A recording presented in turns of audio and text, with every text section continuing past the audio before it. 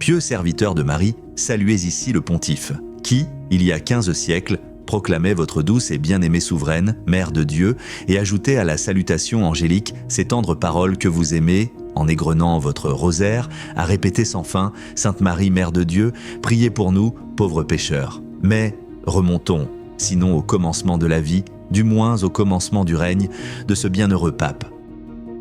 À la mort du pape Boniface, le clergé et le peuple romain d'un seul cœur le choisirent comme successeur. Élevé au siège de Pierre en l'an 422, Célestin reçut, dès la première année de son pontificat, les félicitations de saint Augustin qui voyait dans cette élection une récompense du ciel. Dieu a réuni toutes les volontés pour un homme juste. Mais l'Église était en péril. Une nouvelle hérésie venait d'apparaître, le semi-pélagianisme. Moins brutale que celle de Pélage, mais plus subtile encore, elle affirmait que l'homme pouvait, par ses propres forces, mériter la grâce de Dieu par un premier mouvement de foi, sans que Dieu en soit l'auteur. Le danger menaçait surtout les Gaules. Alors, Célestin écrivit aux évêques, avec une fermeté éclairée. Il leur recommanda les écrits de saint Augustin, véritable docteur de la grâce. Mais le combat s'étendait. Le pélagianisme, chassé du continent, trouvait refuge dans les îles de Grande-Bretagne, berceau même de son fondateur. Célestin y envoya 2 légats apostoliques, saint Germain d'Auxerre et saint Loup de Troyes, missionnaires du vrai, soldats de la grâce. À l'Occident troublé, répondait un Orient bouleversé. À Constantinople, un nom provoquait le scandale, Nestorius. Du haut de sa chair, il déclara « Si quelqu'un dit que Marie est mère de Dieu, qu'il soit anathème ». La foule horrifiée quitta l'Église, et le blasphème fit trembler l'Empire.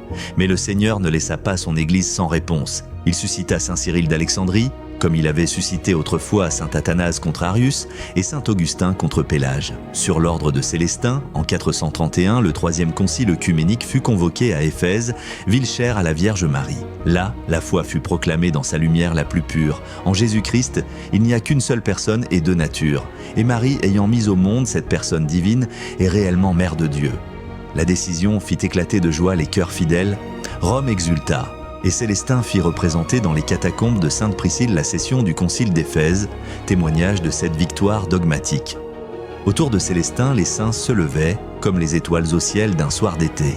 Saint Loup de Troyes, Saint Germain d'Auxerre, Saint Cyril d'Alexandrie, et même Saint Augustin dont l'astre déclinait, mais déjà, celui de Saint Patrice se levait sur l'Irlande, et Saint Pallade, envoyé par Célestin, partait ouvrir la voie de l'Évangile. Sous son pontificat, l'Église n'était pas seulement éclairée, elle était aussi organisée. Célestin introduisit dans la liturgie l'usage de l'introïte, cette antienne chantée au début de la messe, tirée des psaumes de David. Avant lui, la messe commençait directement par l'épître. Il acheva la restauration de la basilique Jules, ravagée par les Goths. Il la dédia solennellement et l'enrichit de calices d'argent, de candélabres et d'offrandes. En 3 ordinations successives, il consacra 32 prêtres, 12 diacres et 46 évêques, appelés à porter la lumière aux 4 coins de l'Empire. Le 6 avril 432, Célestin s'éteignit. Il fut enseveli dans la catacombe de Priscille sur la voie Salaria. Plus tard, ses reliques furent transférées à Sainte-Praxède. Et enfin à Mantoue, où elles sont vénérées chaque année le 6 avril au cours d'un office solennel. Son héritage, une église affermie, une liturgie enrichie et surtout une prière. Une prière simple, universelle, née de son combat pour la vérité. Sainte Marie, Mère de Dieu, priez pour nous, pauvres pécheurs. Saint Célestin Ier, priez pour nous, pauvres pécheurs.